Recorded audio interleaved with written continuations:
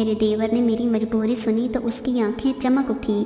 اس نے بدلے میں فوراً اپنی شرط رکھی کہ یہ بھابھی میں آپ کو لے جاؤں گا مگر پہلے کالی گھوڑی کی سواری۔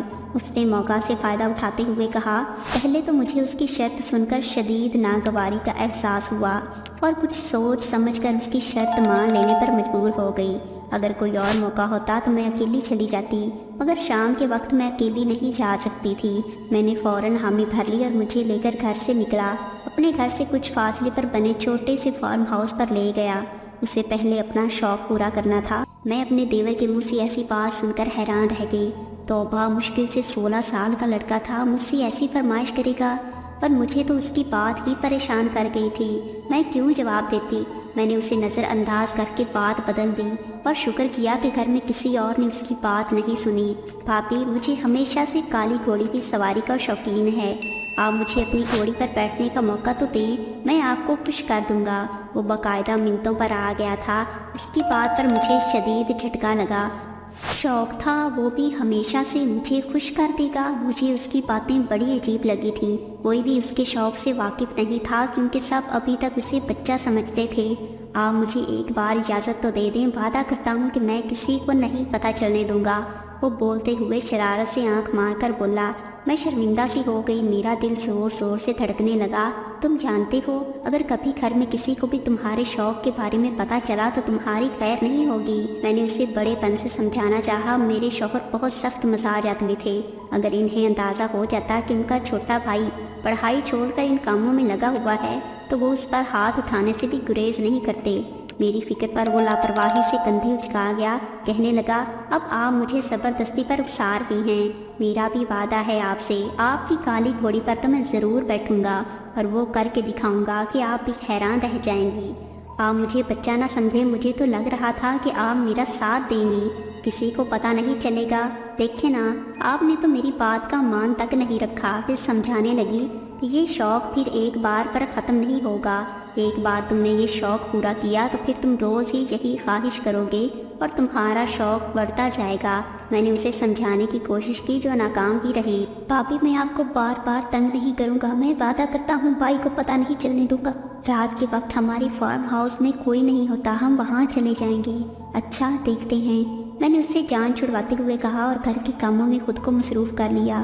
مجھے لگا تھا کہ وہ چھوٹا بچہ ہے، جلد ہی یہ بات بھول جائے گا۔ اگر اس نے صرف 2-3 دن انتظار کیا اور پھر سے میرے سر پر سوار ہو گیا، میں اب مشکل میں پڑ گئی تھی۔ یہ انہی دنوں کی بات ہے کہ ایک روز مجھے شام کے وقت اپنی ماں کے شدید بیمار ہو جانے کی اطلاع ملی اور وہ مجھ سے ملنا چاہتی ہیں۔ میں بہن کی بات سن کر حواس باختہ ہو گئی تھی۔ میرے شوہر اس روز گھر پر نہیں تھے اور مجھے اپنی ماں سے ملے بغیر چین نہیں آنا تھا۔ ایسے ایمرجنسی کے موقع پر مجھے اپنے دیور کا خیال آیا۔ میں نے اپنے شوہر سے کال کر کے اجازت لی تو انہوں نے بھی اجازت دے دی کہ میں ان کے چھوٹے بھائی کے ساتھ جا کر اپنی ماں سے مل لاؤں۔ میں نے اپنے دیور سے جا کر درخواست کی کہ وہ مجھے میری ماں سے ملوانے دے چلیں، وہ بہت بیمار ہے۔ میرے دیور نے میری مجبوری سنی تو اس کی آنکھیں چمک اٹھی۔ اس نے بدلے میں فوراً اپنی شرط رکھی کہ یہ بھابھی میں آپ کو لے جاؤں گا مگر پہلے کالی گھوڑی کی سواری۔ اس نے موقع سے فائدہ اٹھاتے ہوئے کہا، پہلے تو مجھے اس کی شرط سن کر شدید ناگواری کا احساس ہوا اور کچھ سوچ سمجھ کر اس کی شرط مان لینے پر مجبور ہو گئی۔ اگر کوئی اور موقع ہوتا تو میں اکیلی چلی جاتی، مگر شام کے وقت میں اکیلی نہیں جا سکتی تھی۔ میں نے فوراً حامی بھر لی اور مجھے لے کر گھر سے نکلا۔ اپنے گھر سے کچھ فاصلے پر بنے چھوٹے سے فارم ہاؤس پر لے گیا۔ اسے پہلے اپنا شوق پورا کرنا تھا اور پھر مجھے میری ماں کے گھر لے جانا تھا۔ میں ڈری ہوئی تھی کہ یوں شام بھلے کسی نے ہمیں یہاں دیکھ لیا تو مسئلہ کھڑا ہو جائے گا۔ میرا دیور پرجوش تھا۔ اس روز اپنے دیور کی تیز رفتاری دیکھ کر میرے تو ہوش اڑ گئے تھے۔ جسے میں بچہ سمجھتی رہی، اس نے تو میری آنکھیں کھول دی تھیں۔ ایک روز اس نے ایک انوکھی فرمائش کر دی۔ پہلے تو اس کی بات نہیں سمجھ پائی پر صرف سر ہلا دیا، مگر اس کے اگلے جملے پر میں بری طرح چٹک گئی تھی۔ وہ میرے سر ہلانے پر بولا، بھابھی، آپ کی گھوڑی بھی تو کالی ہے، کبھی مجھے اس کی سواری کا موقع دیں۔ اور مجھے دیکھتا تھا میری گھوڑی بھی کالی تھی، اس لیے وہ مجھے امید سے دیکھتا رہتا کہ شاید میں اسے اجازت دے دوں۔ مجھے خوف تھا کہ یہ سب سمجھ بیٹھیں کہ کالی گھوڑی کی طرف اس کی توجہ میں نے دلائی ہے۔ مجھے لگا کہ میرا دیور میرا جواب نہ پا کر خاموش ہو جائے گا اور دوبارہ مجھ سے ایسی بات نہیں کرے گا، مگر وہ کالی گھوڑی کی سواری کا بہت زیادہ شوقین نکلا۔ क्योंकि मेरी वो काली घोड़ी बहुत तेज़ और बदतमीज़ थी। अपने ऊपर बैठने वाले शख्स को पल में नीचे गिरा देती थी। मुझे बहुत डर लगता था कि अगर देवर को चोट आ गई तो मेरी शामत पक्की है, मगर वो मुझसे ज़िद कर कर के नहीं थक रहा था। पहले मैंने सोचा कि मैं अपनी शौहर को इसका बताऊं ताकि वो खुद अपने भाई को संभाल ले, लेकिन फिर मैं झिझकती गई। अगर मेरा देवर मुकर जाता तो पूरा घर मुझे बुरा भला कहता। मैं उसी वजह से किसी को बता भी नहीं सकती थी। मैंने अपने देवर के सामने जाना ही छोड़ दिया, लेकिन उसका शौक वक्त के साथ साथ बढ़ता ही चला जा रहा था। मेरा ख्याल उसने फार्म हाउस में जाकर गलत साबित कर दिया था। वो बज़ाहिर छोटा बच्चा निहायत तेज निकला था अपना शौक पूरा करके। जब वो लौटा तो पसीने से तर था और चेहरा जोश की सुर्खी में डूबा हुआ था। शुक्रिया भाभी, मुझे बहुत मज़ा आया। वो तशक्कुर से मुझे देखकर बोला और मैं इतनी गंग थी कि उसे जवाब भी ना दे पाई। फिर बोला कि आपने ठीक कहा था भाभी, आज मुझे इतना मज़ा आया कि अब दिल चाह रहा है रोज़ाना अपना शौक़ पूरा करूं। आप भाई को मत बताना, मैं तो अक्सर अपना शौक़ पूरा करता रहूँगा। आप मेरा साथ देंगी ना? वो अचानक बोलते हुए मुझसे वादा लेने लगा। मैं सर हिला दिया। अब मैं मुतमईन थी। उसे देख चुकी थी जितना वो माहिर था कोई नुकसान नहीं कर सकता था। वो रात के खाने के लिए भी नहीं उठा।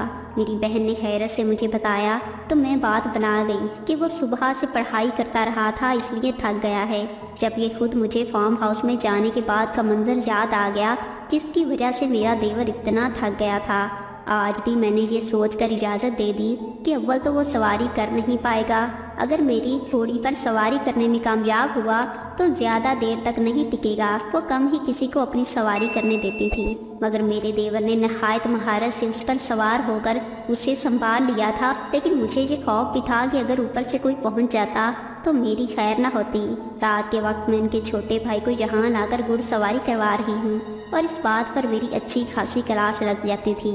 इस वाक़े के बाद तो मुझे इसका मामूल बन चुका था कि वो रोज़ाना जाता और मेरी काली घोड़ी पर सवारी करता। रोज़ाना उस पर सवारी करने की वजह से मेरी काली घोड़ी अब उसको नीचे नहीं गिराती थी, बल्कि वो उसको पहचान गई थी और अब वो एक माहिर घुड़सवार बन चुका था।